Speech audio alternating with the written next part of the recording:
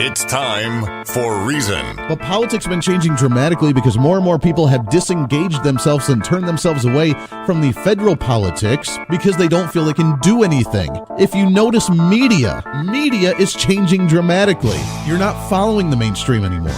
You get a voice. What are we going to do with our tax rates? What are we going to do with our budget at the state level? We get to not only have the voice, but we get to do something about it. This is the Voice of Reason with Andy Hoosier. Then I get on my knees and pray. We don't get fooled again. Don't get fooled again. Oh man, I tell you what, Monday is the greatest day of the entire week. Welcome into it. We get to set the tone for the whole day, for the whole week, and for the whole work time because, you know what, that's just what we do. While others are complaining, we get excited, we get pumped up because that's the way we do it as conservatives. It's a Monday. Let's go ahead and roll. As we get pumped up, we set the tone, we get excited for the day, for the whole week. We carpe diem all over this place. We're ready for legislative session 2018. What do you say? Let's get it started. Let's get it started in here. Let's get it started. Let's get it started in here. Let's get it started. Let's get it started in here. Let's get it started. Let's get it started in here. There it is, 721-8255-721-TALK. If you want to join into the program, I want to hear from you today. What's on your mind? Way too much fun this morning. 8 minutes past the hour. You can shoot me a message all over Facebook, on social media, on the Voice of Reason page, the KQAM page. The Facebook Live feed is rolling as well. If you want to check that out, leave a comment, ask a question, like it, share it. Let's spread the word. The fastest growing radio show in the entire state of Kansas. Ladies and gentlemen, it is time for the time that we've been looking forward to, at least. It's 2018. Last week was our New Year's resolution politically on what we get to move forward with, how we get to make our community a better place, how we get to make our state a better place, and why we're not going to allow what happened last legislative session to happen again. No more will we allow the taxes to go up, the social programs to be expanded, the spending to be increased. No more will we allow it. Last year was our off year. 2012 was the year that we made great things happen, and I wasn't even here. You made it happen by increasing the focus of the private sector, by cutting taxes. We did fail by not cutting any spending, which is why we came into the situation that we saw over the last few years.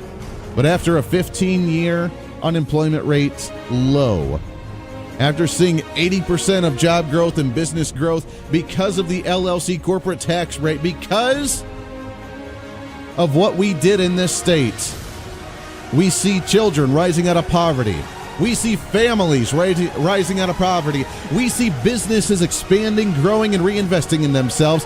We see the opportunities to allow the private sector to take care of itself, which is something that we don't get to see very often in a nation where we have progressives, liberals, and Democrats running rampant with big government programs, and then all at the same time turning around and calling us the evil fascists, the evil Nazis, the evil people who hate minorities, who hate women, who hate different genders or identities or whatever else you want to call us. I don't care about it any longer. We are going to weed through this junk, this garbage. We are going to not listen to the naysayers because they don't know what they're talking about. And until they actually come up with a substantial argument to us, then we're just not going to pay any attention to them.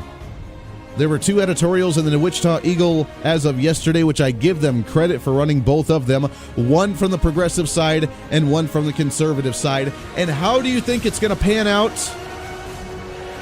It's the duel of ideologies in the legislature this year. It is the duel not of Republican and Democrat, but the duel of progressivism and conservatism. And unfortunately, many of those progressives have a big R in front of their name, which is why we need to remember that when we go into the midterm elections at the end of this year.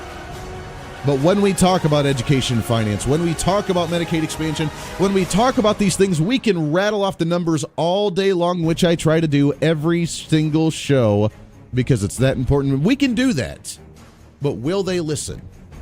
Will they listen to it, or will it go in one ear and out the other like every 7-year-old child when you try to explain to them why running with scissors is not a good thing, and yet they still choose to do so at the same time? It is the exact same mentality that we get from the progressives. They don't care.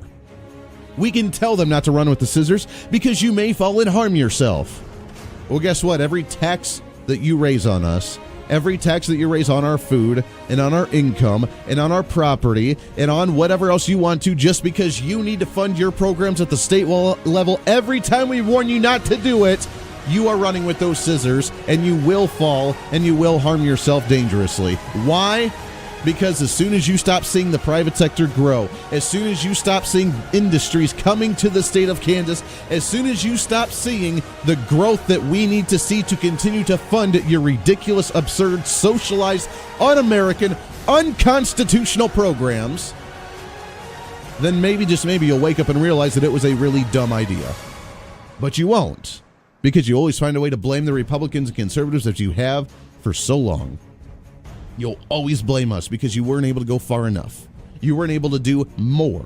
You weren't able to take it to the extent that you wanted to take it. And if you only could have, it would have reinvented the wheel all over again, and socialized programs would have finally worked this time, even though they may have never worked in the history of man ever, on any nation, on any land, anywhere in the world ever before. But if you were only able to take it to the extreme you wanted to, if you were only able to create 80% of our entire state budget to go towards education, if you were only able to expand Medicaid and hope that the federal government was able to pay all of it for you, if only you were able to increase taxes to the rate that we could be paying 60% of our income towards you because you know how to spend our money more than we do, if you were only able to do that, then we wouldn't have to worry about a thing, right? We would be able to spend freely at the state government level. We would be able to spend freely on every agency and department and program. We would be able to do all the necessary spending we would have to do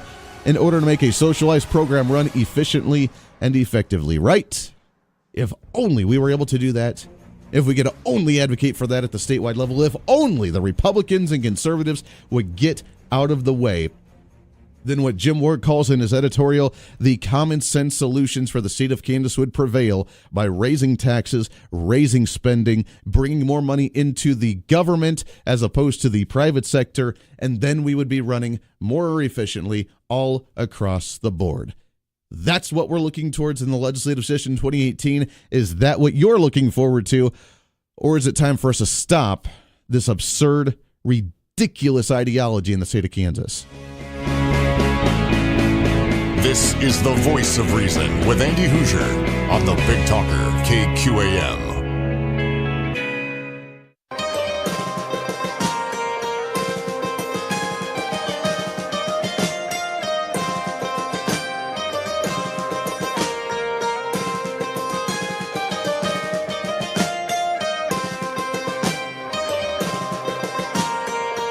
Welcome back into the Voice of Reason right here on the Big Talker KQAM. It's an honor to have you along today on a Monday morning, starting it off the right way, starting you off to get pumped up, get excited. That's just the way we roll. 721-8255-721-TALK. If you want to join into the program, you're more than welcome to shoot me a message all across the board on social media, on Twitter, on the Facebook Live feed, however you'd like to do so. It's always open to you. Here it is, 2 editorials, and I got to give, again, the Wichita Eagle credit for running both of them. At the same time, the difference in ideology, this is really breaks down the distinction between the two different ideas in Topeka starting today. One of them, State Representative Jim Ward, House Minority Leader. Democrats ready to find common sense solutions. Last year, a bipartisan coalition of Democrats and Republicans joined together to put the brakes on a very destructive Brownback Collier tax experiment and began to move Kansas back in the right direction. It's a tribute to what is possible when the people of good faith work together. The keystone to that change, the event that made everything else possible, was the override of a Governor Brownback veto. This override was critical to our prosperity.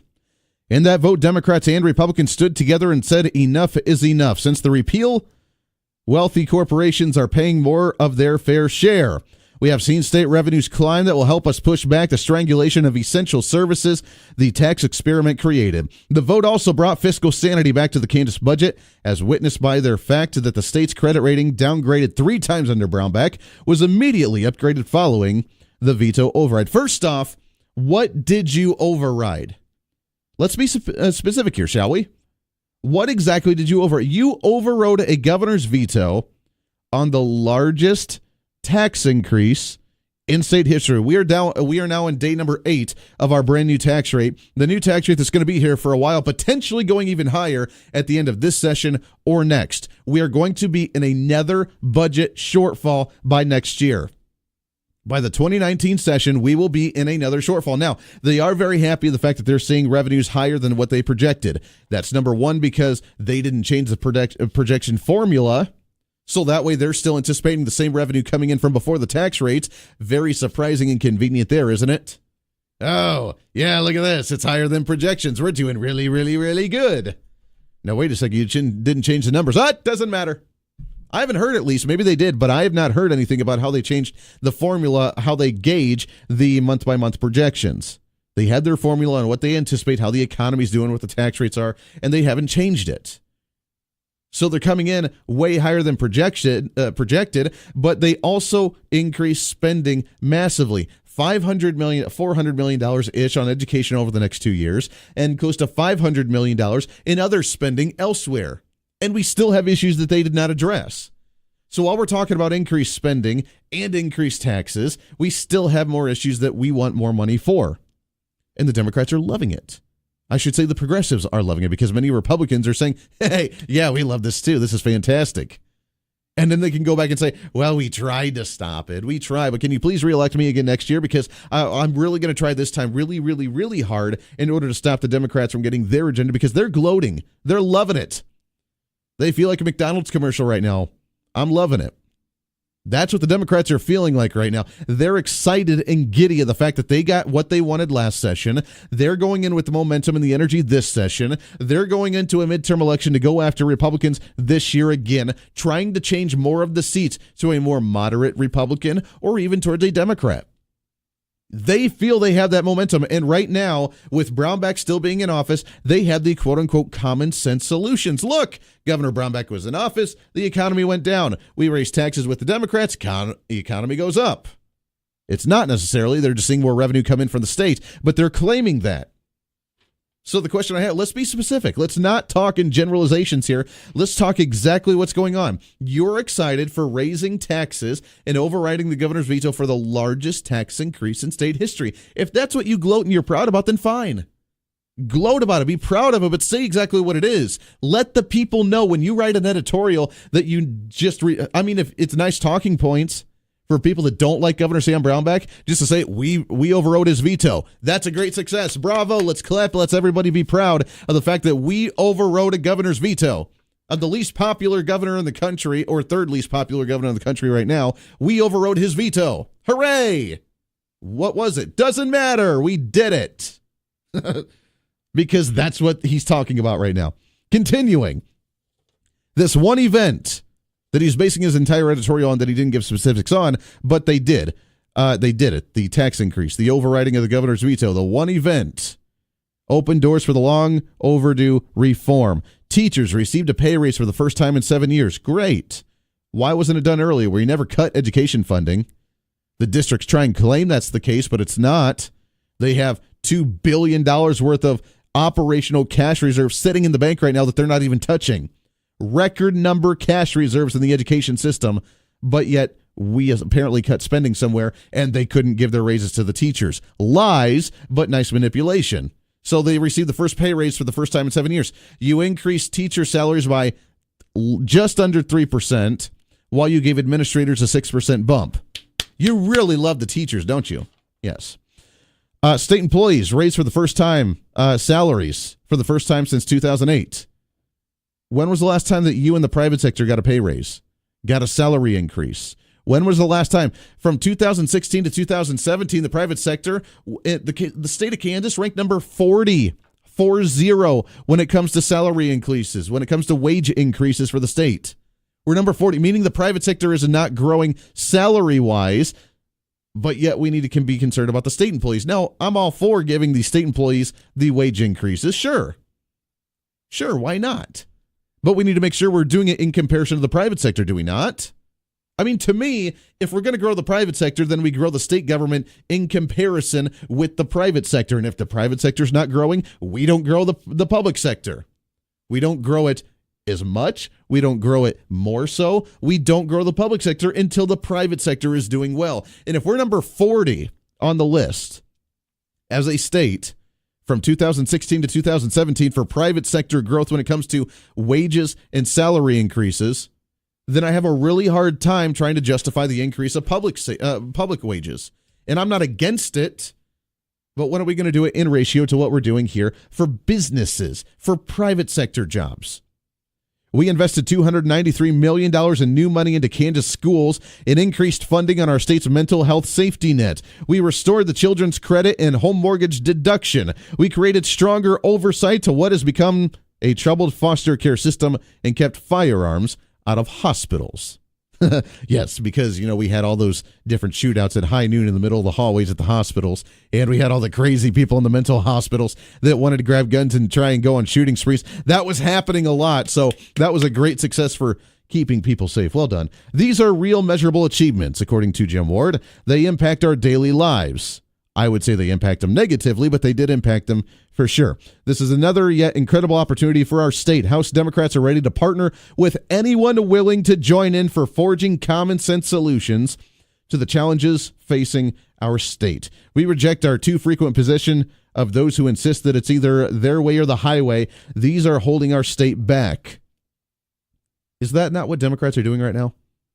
Is that not what the progressive, both Republicans and Democrats? Last year when we said, hey, can we at least negotiate a little bit on you raising taxes and us doing a little bit of cutting of the government spending? Can we find the happy medium here? No, you're not allowed to. We will raise taxes. Do not consider consolidating. Do not consider spending reductions. Do not consider any of that. We are going to be raising taxes. The only negotiation you're allowed to have is what rate we're going to be placing on you. But don't even try to think about or consider cutting a single penny from state spending at all, ever. Don't do it.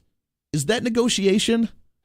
Because from my books, and from my recollection, when you work bipartisanly and you negotiate and you haggle and you compromise, then you find the best of both worlds. And if we want to cut some spending and you want to raise some taxes, let's find that happy medium. I would have walked away from last session a little bit happier if we walked away and said, yeah, we raised taxes. We're not happy about that. But we did cut X amount of spending from the government. Didn't happen. We raised taxes, the largest tax increase in state history, as you know. And we did that because we didn't cut a single cent from the government. And now they're happy about that. And they say, oh, we're open to all ideas. Oh, we're open to all negotiation. Oh, we're open to all compromise. Oh, we want not just the your way or the highway mentality. We want to work with anybody who's willing to work with us. Meaning, we are in control. We will do our bidding, and if you want to look like you're actually working with us, then jump on board with us, but we are going to advance this agenda, and if you are not, then you are a radical, extremist, right-wing nutjob who does not know what's happening, who has a failed idealism, and you're not going to be in the majority. We are going to overrun you. We are going to rail on you personally. We're going to rail on your ideology. We're going to make sure you never see the light of day again, and we are going to shut you down because you're not even going to get a hint of a fair trial here. You're not even going to get a hint of a fair conversation or a hint of a fair negotiation. Not going to happen. It's not our way or the highway, but you better get on board with us to look like you're actually working with us. Welcome to the Progressives.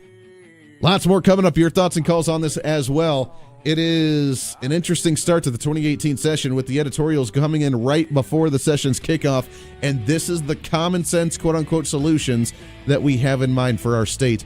I'm a little concerned.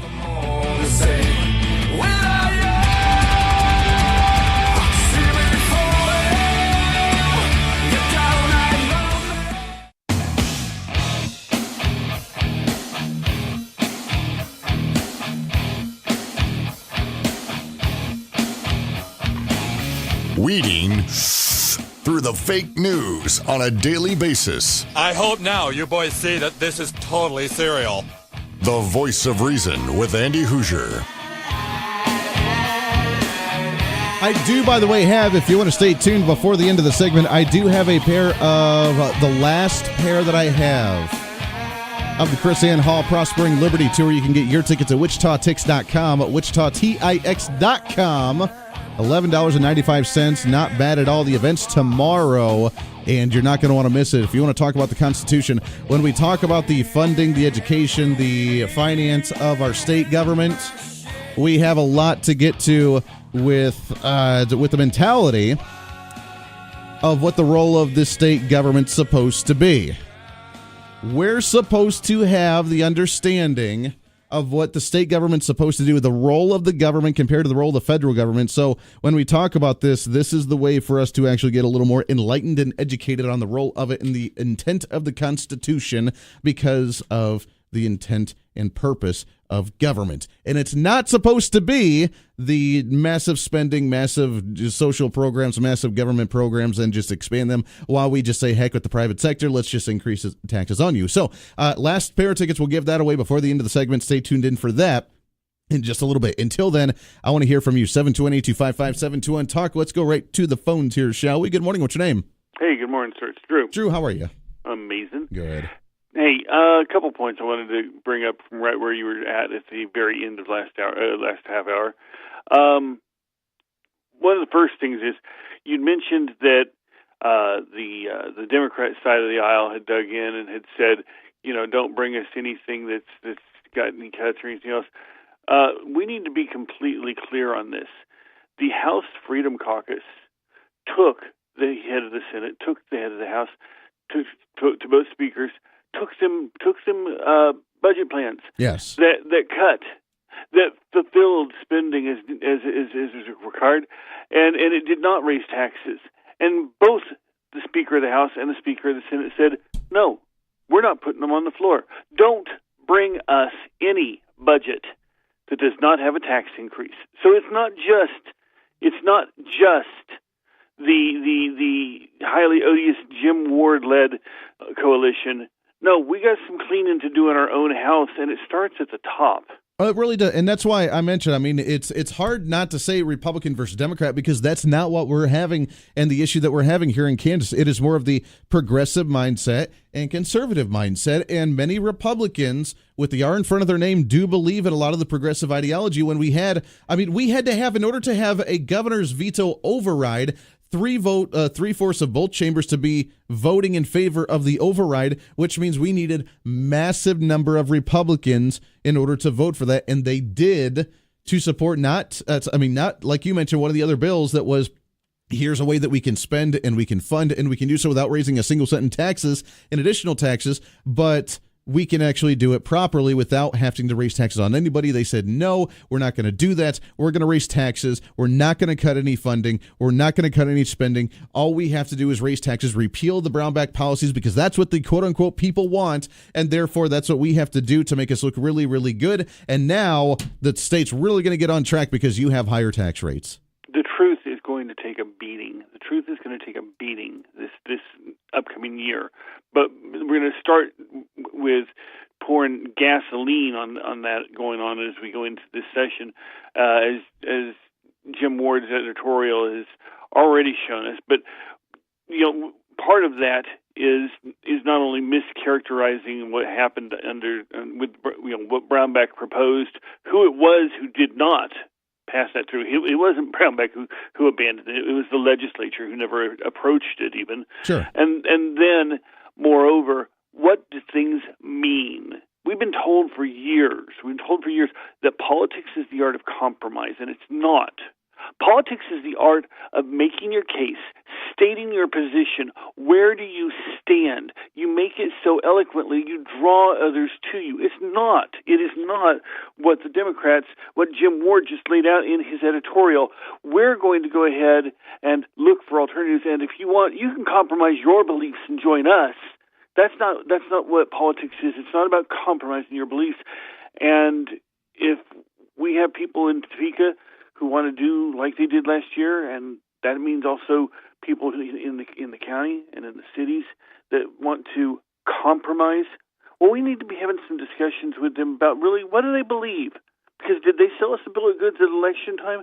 We got some people who need to go ahead and put some iron back in the spine. We need to quit compromising. We need to start seeing some leadership. We got some good people in the Freedom Coalition. Absolutely. We do. We got Blake Carpenter. We got John Whitmer. We got so many more I don't have time to name. But we need to start embracing the truth. We need to start embracing the fact that we have the ability to have a good state, because we already last year put one foot on a banana peel. We've got another tax increase coming, and if we don't do something to prepare for that this legislative session, by refuting, by refusing, by denying what you just heard in Jim Ward's editorial, the state is going to be in massive problems for generations. Well, we got a lot of work to do. And Drew, thanks for the call. I appreciate that very much. 721-8255, Talk. You're right. I mean, we need to look at, if we're going to look at common sense solutions, let's just break down that by itself. Common sense solutions. What is the common sense? You going to work every single day, which I use that as the example all the time because that's who we're talking to. You, who owns a small business, a restaurant, or a small retail store, or who is going to work today because you work in aviation, or going to work today because maybe you're starting off as a young individual. Do you realize, first off, how many young individuals, how young millennials, young students are actually listening to talk radio today, listening to this program? How many actually, because they always say, the older demographic listens to talk radio and listens to politics. Do you realize how many young individuals we have listening to this, the 20s and 30s, listening to this program?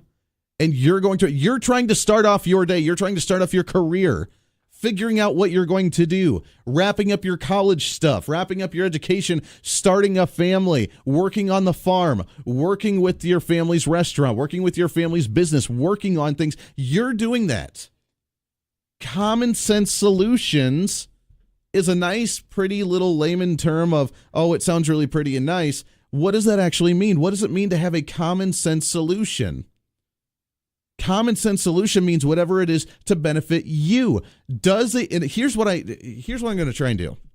I know we have a lot of people that try and that disagree with me on this show and try and debate me and argue with me. And I want to open it up to you for the next 6 or 7 minutes right now to explain what a common sense solution is to you to take care of the people. And that's a loaded question right there in itself, because taking care of the people is not the purpose of government, which you'll find out with Chris Ann Hall later on and constitutionalists all over the place. Taking care of the people is not the role of government. But if you feel it is, how can you properly take care of them? You always hear the term, give a man a fish, feed him for a day, teach a man to fish, feed him for a lifetime. I'm going to take that to the next level. You give a man a fish, you feed him for a day. You give a man his tax money back, and he gets to buy a boat, he gets to buy his fishing lures, he gets to buy his fishing pole, he gets to buy his license, and he gets to go out and fish as much as he wants to, and not only fish and feed himself for a lifetime, but he also gets to sell the fish to other people who cannot afford to buy all those goodies anyways. Or buy those fish because they're too busy cutting down trees or doing something else that they're not able to go and fish and feed themselves. Not only can he feed himself for a lifetime, but he can feed the rest of the community for a lifetime as well. Give the people back their money. Give the people back their freedom. Government cannot create freedom. Government cannot create liberty.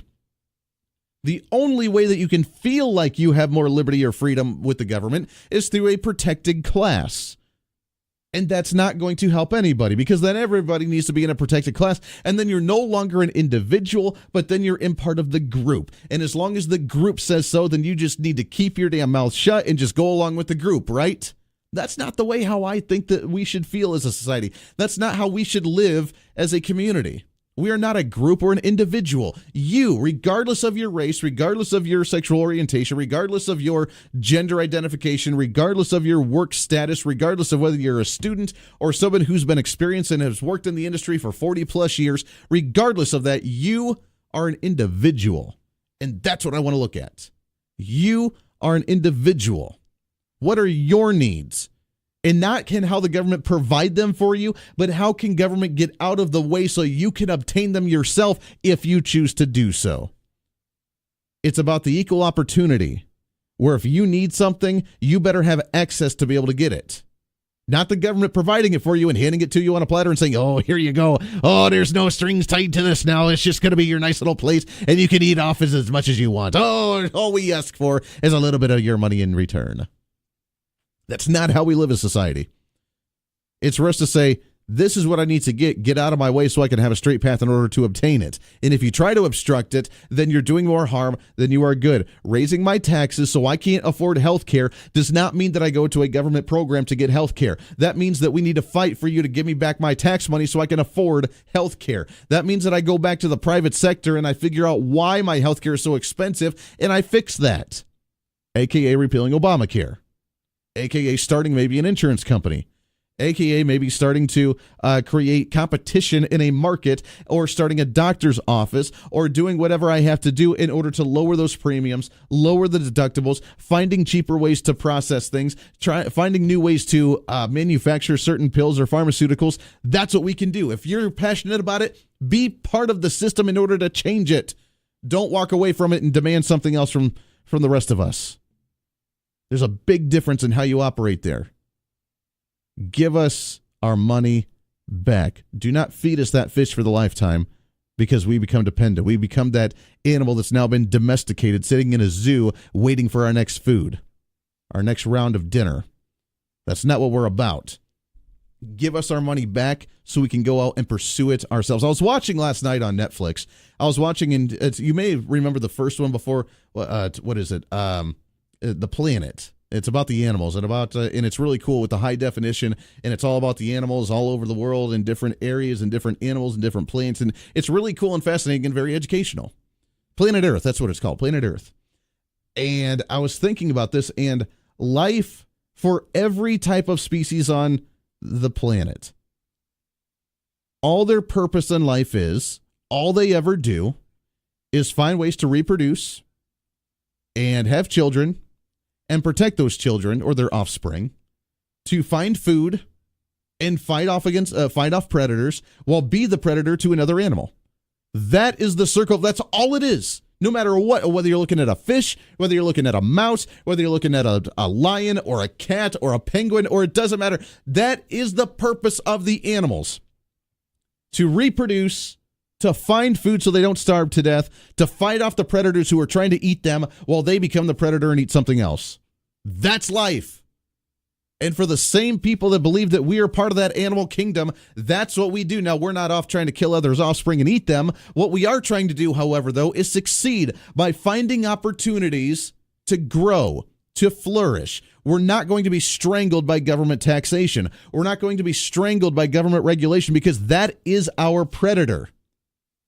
We are the prey, they are the predator, trying to find our money, trying to find our liberty and our freedom, trying to regulate us to death, and we're not going to allow it. We need to turn the tables to where we become the predator, and they are scared to death of what we do to them, meaning the government, politically, not rising up, not some kind of civil war. I'm not advocating for that. But politically, they should be scared to death of what we do, because that's our money, and we choose to what they spend it on. 721-825-5721 Talk. This is the Voice of Reason on KQAM. The Voice of Reason with Andy Hoosier.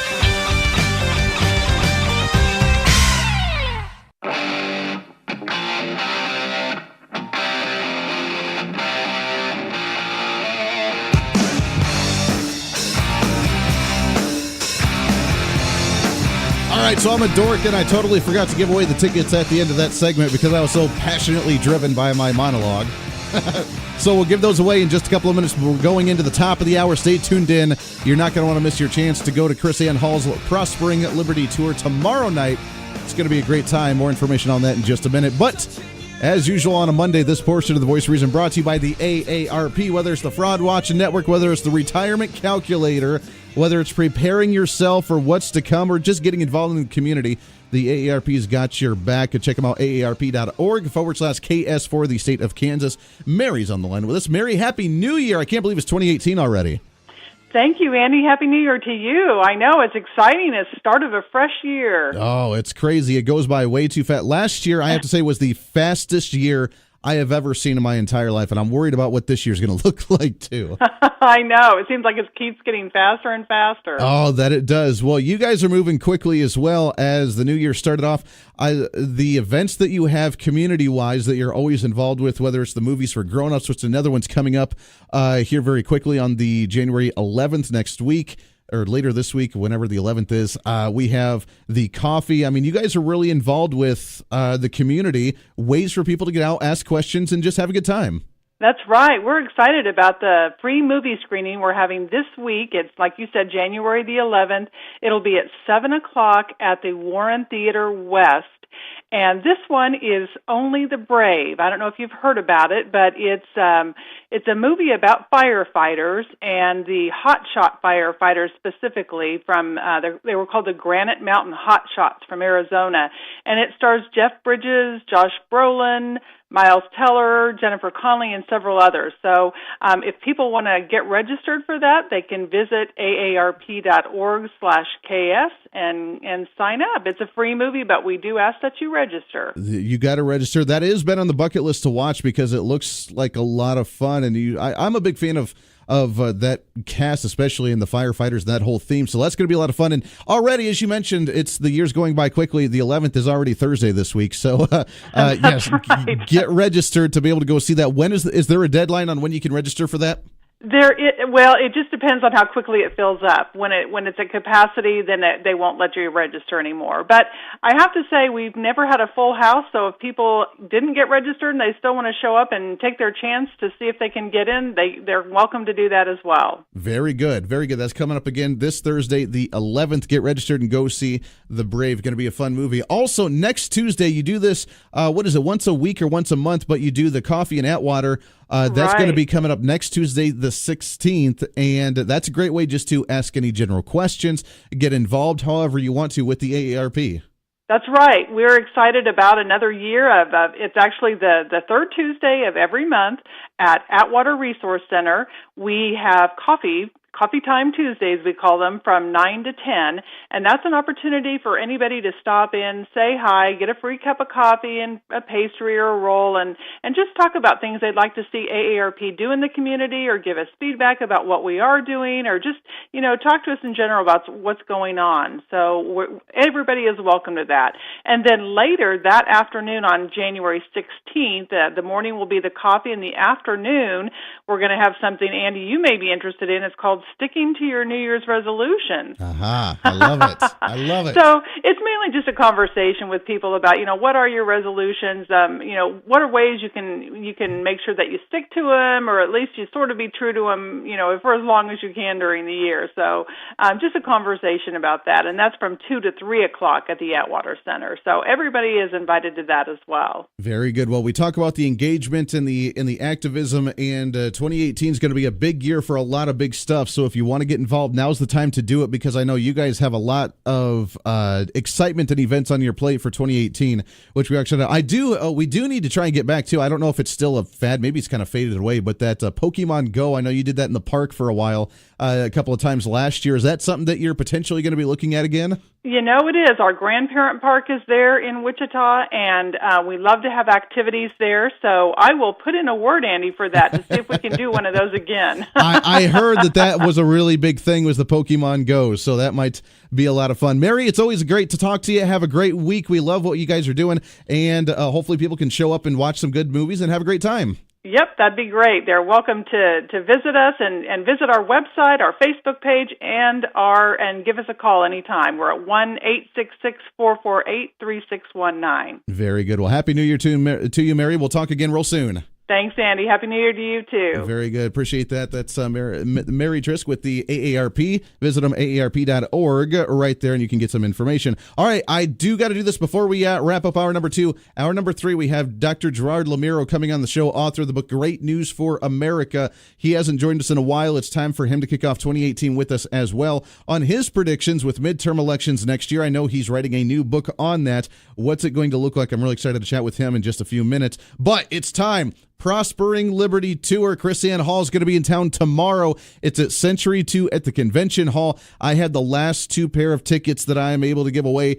Give me a call right now. Caller number 2 at 721-8255. 721-TALK. We'll get you tickets to the Prospering Liberty Tour. We'll get you excited for the event tomorrow. Constitutionalism, the purpose and the role of government, what it's supposed to be. And this is the way for you to do it. If you want to get your tanks refueled for the 2018 year, if you want to learn about how we can be a sovereign state and what we need to do in order to become a sovereign state, how we need to start weaning ourselves off of federal aid, how we need to actually start standing up to the government both statewide and federally, this is the time to do it. Caller number 2 at 721-8255. 721-TALK will get you the last 2 tickets to Chris Ann Hall's Prospering Liberty Tour. Also, check it out, WichitaTix.com. Again, WichitaTix.com. Get your tickets, $11.95, not bad at all. Get there, get your tickets, show up to the event tomorrow. Hour number 3 coming up in The Voice Reason. This is your show. It's time to speak up, speak out, speak loud, speak proud, speak the truth, and always speak some reason. This is The Voice Reason on KQAM.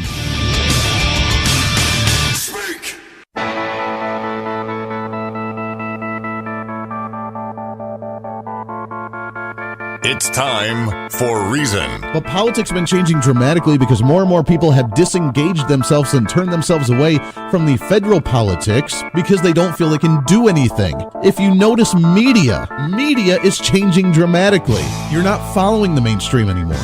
You get a voice. What are we going to do with our tax rates? What are we going to do with our budget at the state level? We get to not only have the voice, but we get to do something about it. This is The Voice of Reason with Andy Hoosier. Then I get on my knees and pray. We don't get fooled again. Don't get fooled again. Oh, man, welcome into The Voice of Reason right here on the Big Talker, 1480 on the AM side, 102.5 on the FM side, KQAM. I cannot believe this is the first full week of 2018 already. Can you believe it? It is a Monday. This is what we do every single week. It's time for us to get pumped up, get excited, set the tone for the day and for the entire week. We are the ones that go to work and get excited. It's a Monday morning. Let's get it started. Let's get it started in here. Let's get it started. Let's get it started in here. Let's get it started. Let's get it started in here. Let's get it started. Let's get it started. There it is, 721-8255, 721-TALK. If you want to join into the program, you're more than welcome to do so. Anything that's on your mind, shoot me a message all over social media. Voice of Reason page, KQAM page on Facebook, the Facebook Live feed that we have running as well. Many people checking it out, which, by the way, I do have to say, I believe it's starting, I don't know for certain yet. We're still working on the last little bit of logistics on it, but starting, I'm thinking this week, we will be officially broadcasting on KGPT TV as well for the Wichita area. 26.9 is the channel for that, along with in Dodge City and in Garden City as well. They're carrying all 3 hours on TV for the local cable channels, and then potentially in other markets as well. Maybe I'm advocating hopefully for up in Topeka as we go through our legislative session, so that way we could be broadcasting on TV and on radio all 3 hours every single day, trying to expand the conservative movement in the state of Kansas. This is our opportunity to do so, and I'm really, really humbled, excited, and honored to have the opportunity to be able to do that. So potentially get ready for it. I'm thinking we're starting either this week or next, but the TV is coming very quickly as well. I am excited to get to our next guest. We talk to him semi-frequently. He's got a new book coming out very soon. His old book, Great News for America, his website, greatnewsforamerica.com. The predictions and the movement that we've seen growing over the electoral process with the election that happened in 2016, with the new midterm election happening this year in 2018. It's Dr. Gerard Lameiro on the line with us here. Dr. Gerard Lameiro, good morning, sir. Happy 2018 to you. Happy 2018 to you and to all the wonderful folks in the Kansas listening audience. I tell you what, we are excited about this year. Our legislative session's kicking off this morning, and we have a lot of work to do in this session, but I'm optimistic on what we could potentially do, because last year, I don't know if you follow Kansas politics much, but we raised taxes, the largest tax increase in state history, because they didn't like the Brownback era of tax cuts, which they tried to use as the example at the federal level, saying, look at the failed experiment in Kansas. This is what we're going to get if we lower taxes at the federal level. And now we're seeing the 15-year unemployment rate. We're seeing jobs boom. We're seeing people actually get their pay raises and salary hikes. We're seeing great things, and it's not quite what they tried to use the scare tactics about the failed experiment here in Kansas. Absolutely. We have a 100-year history. Anytime you give a tax cut, there's a boom afterwards. JFK, Coolidge, Ronald Reagan. I mean, the evidence is so overwhelming, it's ridiculous. And for anybody to believe that tax cuts are bad, they just don't know much about economics, to be real honest.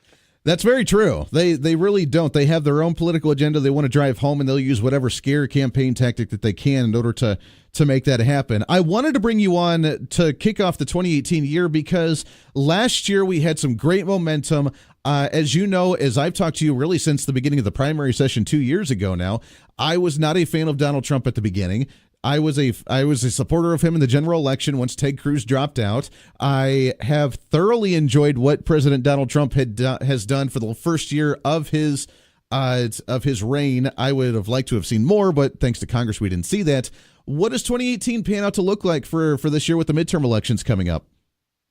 Well, I'm assuming you'd like to know the results in the House and the Senate.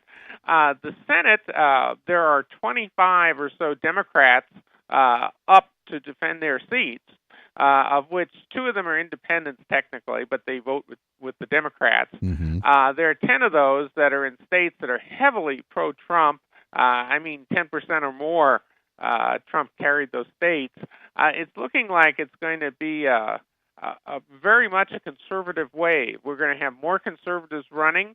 We're going to have, if you will, liberals, moderates, rhinos, and other folks that do not agree with the conservative agenda running. And they're going to be big losses for the people that don't agree with Trump and that don't agree with conservative principles. So I think you're going to see the Senate not only Republican once again, but more conservative. So I perceive that it's going to be a conservative wave. It's not going to be a blue wave like the Democrats are hoping. It's not going to be a red wave where you just have establishment Republicans keeping their seats. We're talking a conservative wave where the Senate is much more conservative in 2019 than it is today. And that's what the long-term and short-term trends are showing us. In the House, the Republicans are going to be more conservative. There are quite a few Republicans who are not running. It's going to be also more conservative, but the House and the Senate will retain officially their Republican status, but they'll be conservative Republicans taking the lead. I am really excited about it, as you mentioned, many of these being in the red districts that Donald Trump had won, especially in the Senate, which is really good news because right now the Senate has been the obstructionist. They have not approved. What was the last number I saw? They've only approved close to 30% of Trump's nominations and picks for different cabinet members and administration picks and so on and so forth, including our very own Governor Brown back here that's supposed to be going to the ambassador at large for international religious freedom, and they have not nominated him. At this point in time, Barack Obama had more picks, but they had also nominated and approved over 50-60% of his picks. Right now, we're still floating around 30% for Donald Trump. Not his fault. They blocked everything that he's done. Right. Well, they have. They basically have been Republicans who were not happy at the Republican who was elected president. They wanted one of their own. Mm-hmm. They wanted a Jeb Bush. They wanted somebody they were familiar with and friends with and who were part of the establishment Republican network. And they didn't get it. They got somebody who was a populist, who was bringing in fresh ideas, who wanted to clean out the swamp. And you know what? He's doing everything he promised. It's amazing at how he's doing them. And the results he's getting. But basically, they weren't happy, and they stood in his way. They wanted to just sort of see if he was kind of a phenomenon that would just go away. Well, guess what? He's not going away. He's doing quite a job. Ask anybody. Absolutely. The elections that they have claimed victory on, with the last election, the special election down in the governor in Virginia where it went blue, some of the state legislative positions there in Virginia, and then, of course, the special election in Alabama for the Senate seat where they attacked Roy Moore for, of course, the sexual allegations and everything that the harassment and whatever else they wanted to do down there. Are these real victories, or did they win just based on the topical issues, the non-political issues, and the personal attacks that they ran, and especially in Virginia that was already blue that went towards Hillary Clinton. All these elections that they've tried to pile up to say, look at the momentum we have. Is this really momentum for the Democrats right now? Well, I'll tell you, Roy Moore unfortunately ran a poor campaign in Alabama. He did not run on the same principles that Trump ran on. He did not run on conservative principles or populist principles. He didn't bring up the issues. He just wound up defending himself against 40-year-old allegations. Mm-hmm. And one would think those were probably not even valid, but if that's all you do, if you go on the defense, you lose elections. Sure. I have a famous law in campaigning that I wrote years and years ago, about 20 years ago, about the dominant offense. If you're on the dominant offense, you win. If you're on the defense, you lose elections. And he just lost because he didn't really run a good campaign.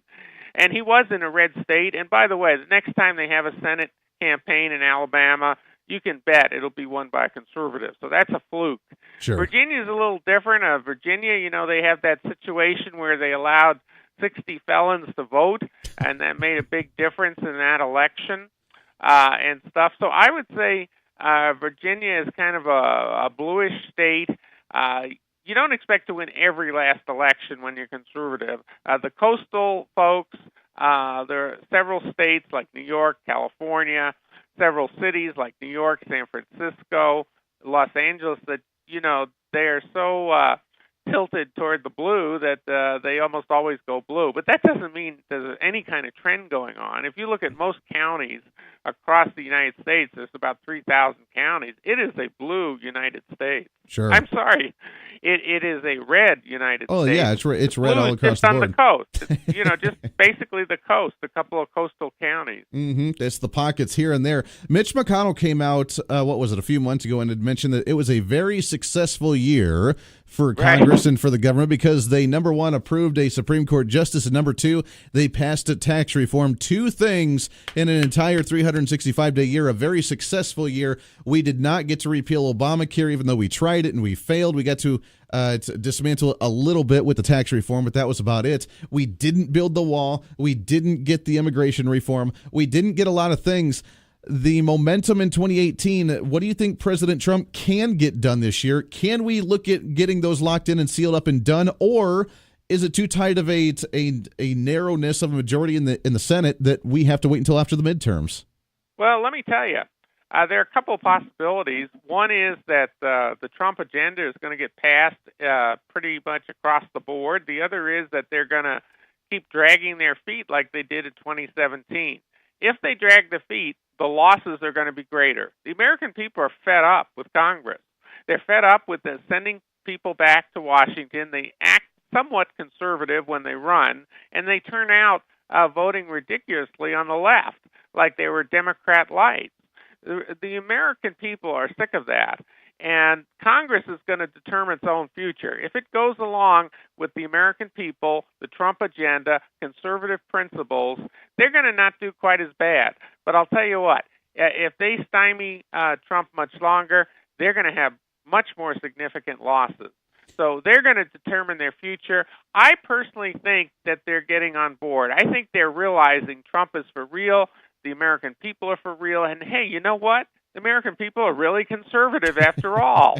And so I think a lot of them don't want to see their jobs lost. It's too happy a life for them in Washington, and they're going to start voting the way the American people sent them there to vote for. Now, are you talking about just the Republicans or everybody in general? Because I'm seeing more division from the Democrats to where we're seeing, now these are most of the members outside of government, but they are so adamant about the impeachment of President Trump because they think they have somewhat of a case somewhere in order to do so. You hear the mainstream media is going from one after another story about how he's delusional. The new book that came out that said that he's losing his mind, that he's getting old, that he doesn't know what he's doing. And we're saying this is going to be the mindset from every uninformed, uneducated voter out there thinking that we have a madman walking around in the White House.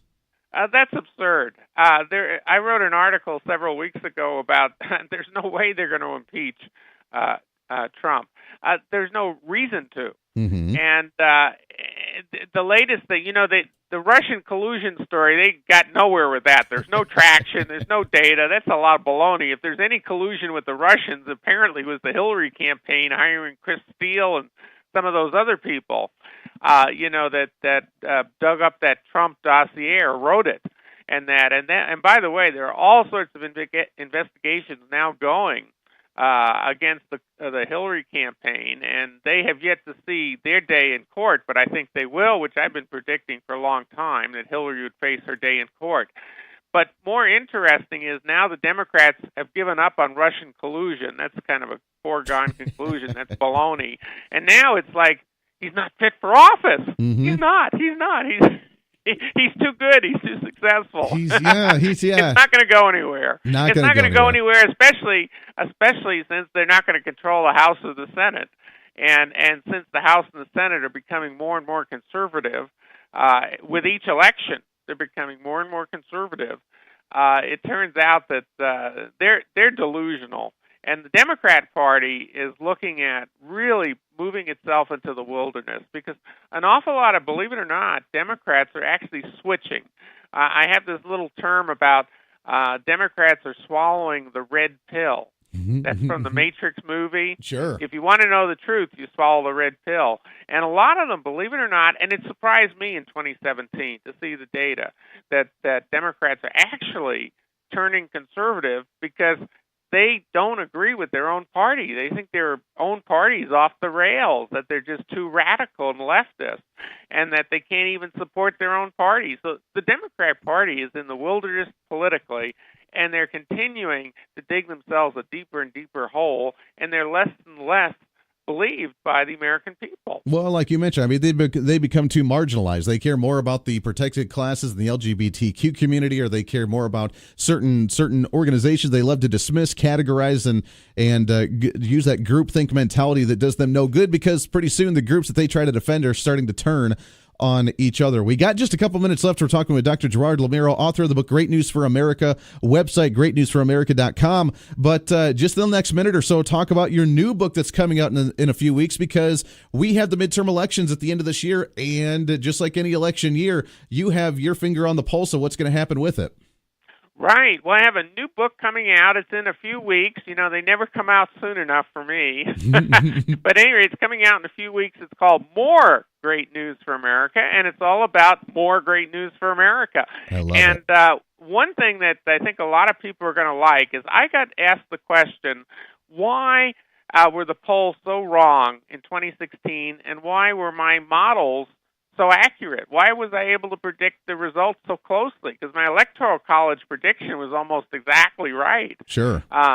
They gave New Hampshire to Trump when I said, or they gave New Hampshire to Hillary when I said Trump had won it, and now we see that there were possibly 6,000 votes stolen, and maybe he really did win New Hampshire. But at any rate, it answers the question about why the polls were wrong, why I was right. It also goes into the House and the Senate races. It goes into the key issues and which ones I think are going to pass soon and which ones may not. And it goes into a lot of that, plus it gives you a peek at the early forecast, which I'll tell you on the air now. The early forecast for Trump in 2020 is he will get more than 350 electoral votes. He is gaining momentum. He is gaining support right now. That could change, but likely not. Well, I'm really excited about what's going to happen in 2020 because, as you mentioned, just like Ronald Reagan, the momentum's building and growing, and the more he actually does get done and he harps on Congress for actually getting something done, then the more support he's going to get. I'm really excited. More great news for America. It's Dr. Gerard Lameiro. We'll get you back on when the book is released. 30 seconds left, but I got to ask you, according to the Golden Globes last night, Oprah Winfrey may be our next president. What's your thoughts on that? Not a chance. Oprah Winfrey. You never know. She could give everybody a brand new car, and she can be really excited about that. So, yeah, you never know. Gerard, it's always great to talk to you, my friend. Happy New Year's to you. We'll look forward to chatting with you again here real soon. Sounds great. And congratulations on all your success. Hey, thank you. We're really excited here in Kansas. We got a lot of great stuff moving, so I appreciate that very much. We'll take a break here. We'll get your calls when we come back. That's Dr. Gerard Lameiro, Great News for America, and more Great News for America, which is coming up really soon here. This is The Voice of Reason on KQAM. You're listening to the Voice of Reason with Andy Hoosier.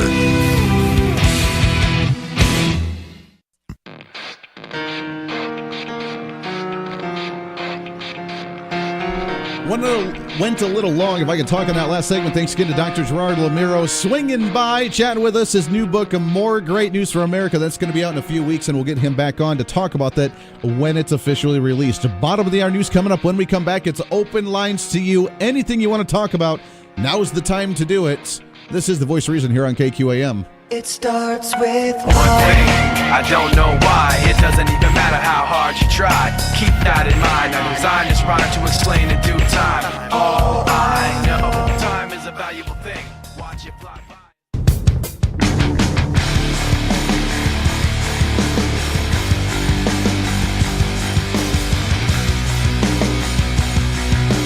When taxes go up, so do our tempers. Oh my God, no! Fighting for Kansans every day. This is the Voice of Reason with Andy Hoosier. Welcome back into the Voice of Reason as we're wrapping up the show today on a Monday. Can you believe it? It's a brand new week, the first official full week of 2018. Let's make it a good one. What do you say?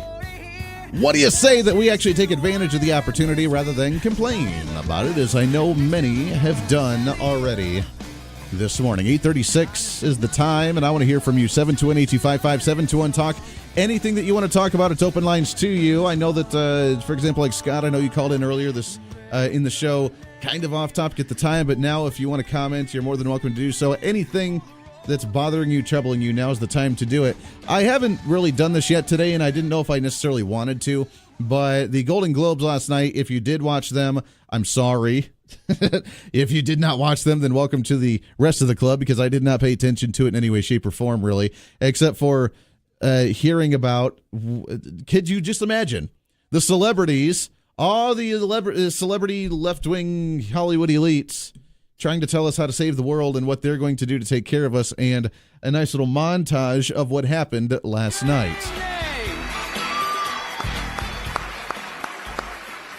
Good evening, ladies and remaining gentlemen. For too long, women have not been heard or believed if they dared to speak their truth to the power of those men. But their time is up. This character that I played represents something that is the center of our conversation right now: abuse. And here are the all-male nominees. It makes it that much more difficult to dismiss me or dismiss anybody who looks like me. There it is. So that's the nice little montage of really what you needed to hear from last night.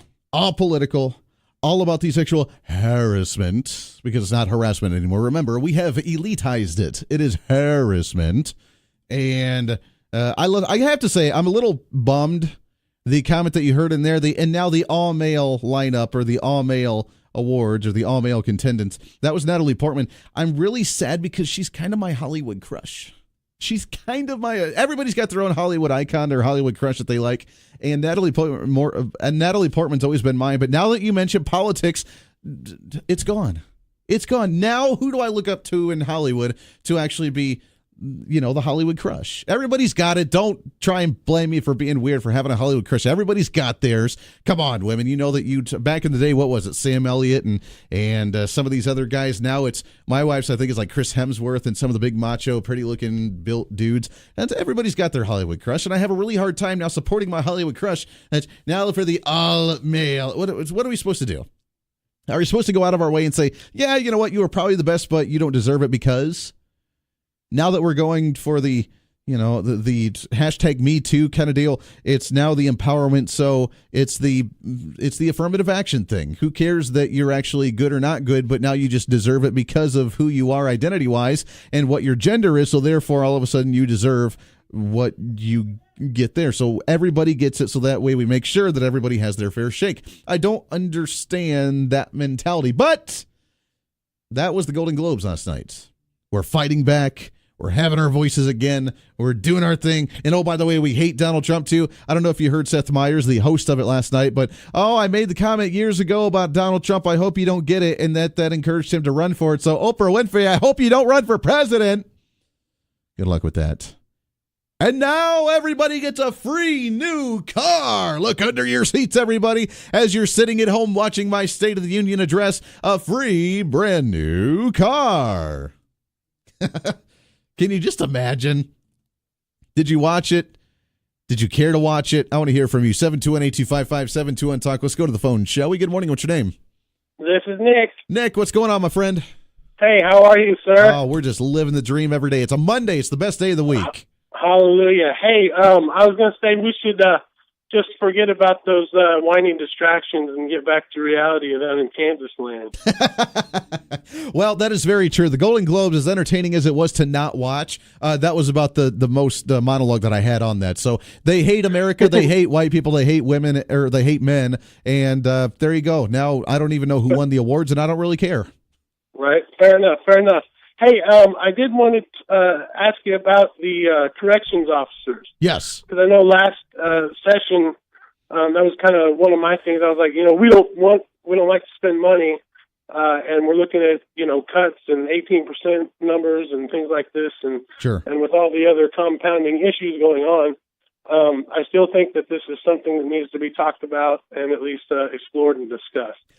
I'm really glad you brought it up. The corrections officers, and the great thing about this is when we talk to State Rep J.R. Clays, who I know has been really big on this issue, they found ways to raise the salaries for the corrections officers without even having to raise taxes. We didn't have to raise additional funding or spending because they already had it allotted to be able to use from somewhere else that they borrowed from, that they were able to do that. Now, if we raise taxes, if we raise spending in order to compensate for additional salary hikes for corrections officers, to me, and I'm sure with you as well, that would be something that I am totally okay with because that's a necessity. The Republicans, the scare that they've had, or that they're trying to use, that 18% cut across the board, not necessarily the most effective way, really shows that they're kind of lacking a plan on how to counter the increase in taxes and increase in spending, because we don't want to do just a 18% across the board cut. We want to find where we're spending wastefully and cut that. This is kind of going against and harming our agenda. So you're right. When it comes to corrections officers, we need to take care of them. We need to take care of them appropriately.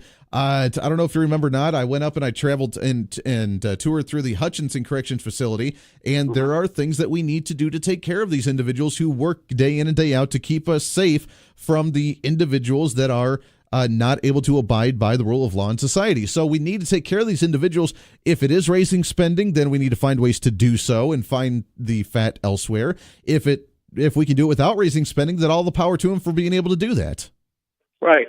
And maybe we could put Hollywood in the Schedule 1 of the Controlled Substances Act. That is Have very a good true. day, Andy. I love it, Nick. I appreciate the call, my friend, right there. If you want to, hey, the Class 1 narcotics, I think being a Hollywood elite could classify you as a Class 1 narcotic right there and could be banned and regulated by the federal government. 721-825-571 Talk. Look, and here's what boggles the mind.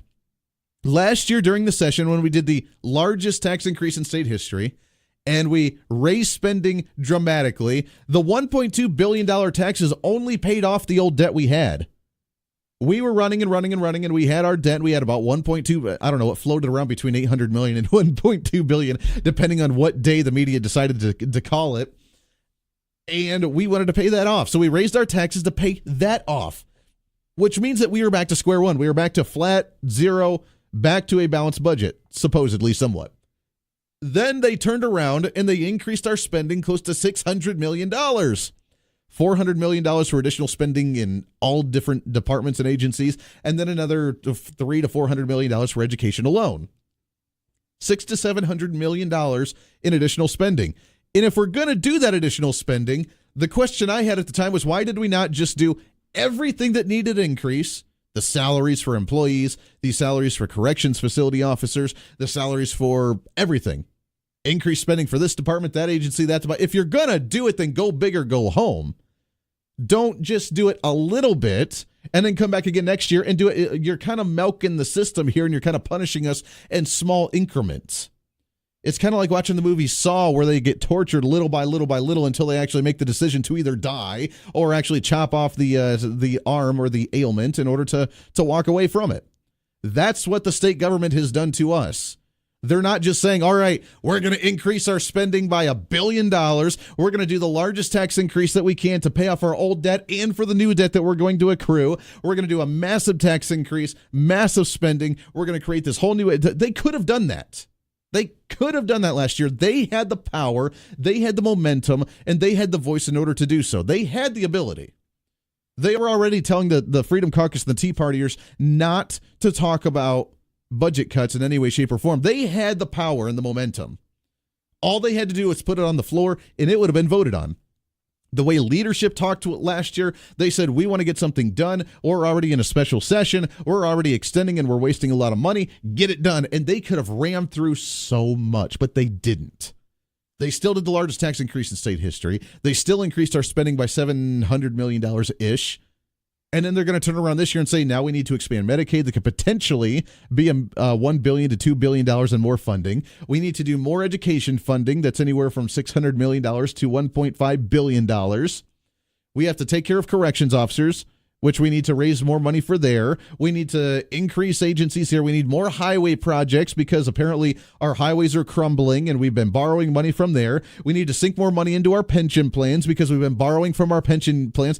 It may have been only 30 years out, but we've still been borrowing from the pension plan funds. We've been borrowing from this and that and the other. We need to increase funding everywhere. Let's just increase it by $3 billion. $3 billion. That's a good, happy number.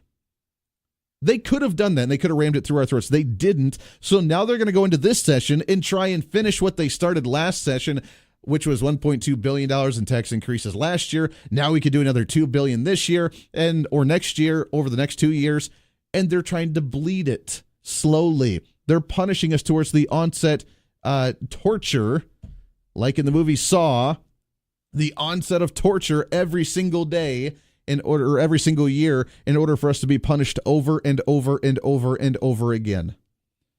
How do we stop it? We stand up and we actually recognize it. We realize that Governor Brownback is not the enemy here, but the progressives that are trying to reverse it because they won't actually admit what they reversed. They just said they reversed a Brownback policy. What was it? Who cares? Brownback's evil. He did something and we reversed it. Okay, what was it? It doesn't matter. See the cycle here? The cyclical form? That's what they're doing. So yeah, you're absolutely right, Nick. When we want to talk about corrections officers, do they need pay hikes? Absolutely. Do we need to take care of our corrections facilities? Absolutely. Does that constitute more spending? Potentially. They said that they'd be able to do it without having to raise additional spending. But even if they did, I would be okay with that because we know where the money needs to go compared to where the money is going right now. And I'm not saying complete anarchy. I'm not saying get rid of education funding completely. But when it's 60% of our budget for K through 12 and higher education, 62, 63%, we have a problem. We have a problem. We have a spending problem. We have an addiction to special interests, and we need to break that addiction. It's like taking drugs. You can't get away from it. And the suppliers are right there saying, hey, you're almost out. You better get some more. And oh, by the way, not only should you get some more, but you should buy more and more every single time to where you have a larger amount so it lasts you longer, or it can just last you the same amount of time because now you have more accessible to you so you can take more at the same time. But you need more. You need to buy it in larger quantities, and you need to buy it more frequently. That's what we're doing with our education system. They don't care about the rest of it. I still ask anybody that's an advocate to increase education spending, when did we cut it? When did we downsize it? When did we consolidate it? When did we cut funding for education or for the highways or for anything else? We didn't. The spending went up 2% every single year in our state budget under Brownback, the one that we hate for cutting our budget, right? We didn't. And that was the problem. The problem was we cut our taxes and we didn't cut our funding and we didn't cut our spending. And that's what ran us into the hole. So how do we compensate for that? We cut and let it grow naturally. We don't create the bubble. We don't create the fake growth. We don't create the inflation. We don't create the bubble that's going to burst at some point because we want to artificially create growth for the government. We allow the private sector to grow. We figure out how we do that, and then the government grows in percentage-wise in comparison to the private sector. That's the way we grow. That's the way we do this efficiently, but it's not what we're going to see this year. They're going to milk it. They're going to torture us. They're going to slowly pull the fingernails from us because that's what they want to do, because, in this metaphor being our tax money, because they see the programs that they missed. They saw the opportunity that they lost last year, and now they're going to try and compensate for that this year. This is The Voice of Reason on KQAM. Stay here. The Voice of Reason with Andy Hoosier on the Big Talker, KQAM.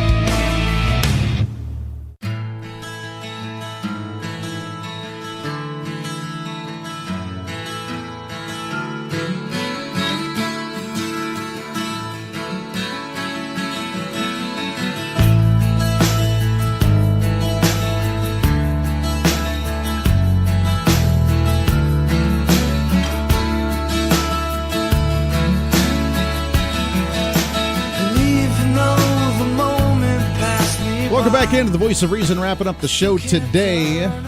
About 6 minutes to the top of the hour, 721-8255-721-TALK. If you want to join in for the last few minutes, you're more than welcome to do so. The session officially underway up in Topeka. And as you know, it's going to be relatively short this week. It's going to be relatively low-key. They're going to propose some different amendments and different bills and different discussion points. Tomorrow is the State of the State address for the state of Kansas. What's going to happen with that? I'd love to hear your thoughts on it. What do you anticipate to hear from Governor Sam Brownback? I would love him to just do a mic drop type of message of, hey, I'm not here to talk to you legislators. I'm here to talk to the Kansas people. This is my farewell. Heck with you guys. You never appreciated me. I've always been taught that when it comes to work, when it comes to relationships, when it comes to whatever, that you're either going to appreciate me when I'm here or you will appreciate me when I'm gone. I will bust my butt in a career or in a job or whatever to where I will do the best that I possibly can. And if you don't appreciate me, then when I'm gone and things aren't getting done, then you'll appreciate me then and wish that I was back. In a relationship, if you put in the effort and the work into the relationship to make the relationship the best you can possibly be, then if they don't appreciate it and they stray elsewhere or something happens and you end up breaking up, then they will appreciate you when you're gone because they realize that whoever they try to be with next, they just can't compare. And that's the mentality you have to have. You have to be you to make the best possible you, to make that stand, to make that statement, to make people appreciate who you are and what you do every single day, which is what I try to encourage when you try to utilize the day. When I say carpe diem all over this place, make it your best day. And the administration, good, bad, or indifferent, however you think of the Brownback administration, did a lot of things in the state. Whether you like a lot of what he did or you did not like a lot of what he did a lot of things. And now, just imagine, we made a lot of conservatives don't like Governor Sam Brownback. When he's gone, and if we have a Democrat in there reversing all of it, when we have higher tax rates and we have more regulation and we try to double our spending at the state level and we do all these crazy things, then will we appreciate maybe the few things that we didn't like Governor Brownback for, but we'd wish that he'd be back? Will we appreciate those types of things? The Freedom Caucus does not have much of a voice at the statewide level right now. Will we appreciate them when the taxes go up? When we try to expand a Medicaid program that the federal government will not reimburse us for? Will we appreciate him when we double our education funding and then at the same time we see no better graduation scores? We see no better success in the classroom. We still see inner city schools struggling. We still see kids dropping out. We still see 7th and 8th and 9th and 10th graders having a 4th grade reading level. And then we go off to college and they're getting in debt and they don't know how to read and we're going back to the basics. We're still seeing issues. And will we appreciate conservative values then? When they're coming out of college and they have no jobs to be able to get here in Kansas because the jobs are not there. The small businesses can't grow and hire individuals. We have no corporations that want to invest their industry into the area because corporate tax rates are too high, because if they came here, then they would have to, quote, pay their fair share, which, as you know, is not really their fair share. Will we appreciate conservative values then? Let's go to the phones here and wrap up the show today, shall we? Good morning. What's your name? Andy, this is Heath. What's going on, Heath? Well, not much. If this is a message to the speechwriters for the governor, what I would tell them to put in there is for him to apologize to the American people, or to the people of Kansas, for one main reason, for not having a backbone to stand up to the Kansas Supreme Court when he had a chance a few years back. Because now it's too little, too late. Day late and a dollar short. And any efforts he pushes on this spring, I'm afraid are going to be too too late. And mainly because of the backbone issue is to paint a picture for the future legislators to have a backbone and put their message forward. You know, regardless of which side they're on. Sure. I don't care if it was a Democrat budget that was pushed forward in regards to schools. The court had no say in what they decided. That's very true. And I want him to paint that picture and explain all the good that he's done. And like you said, that main issue of not standing up to the court, because I think that one big issue is going to be an anchor around the state's neck for their foreseeable future. Amen to that. Heath, I appreciate it, my friend. You're absolutely right. Standing up to the Supreme Court, whether it's him taking it to the higher court or to urge the legislatures to draw the line in the sand and say, if you want to throw it into a constitutional crisis, go for it. That's on you, not on us. It's a great point. Hopefully we hear that from him tomorrow. This is The Voice of Reason on KQAM. Have a great day, everybody.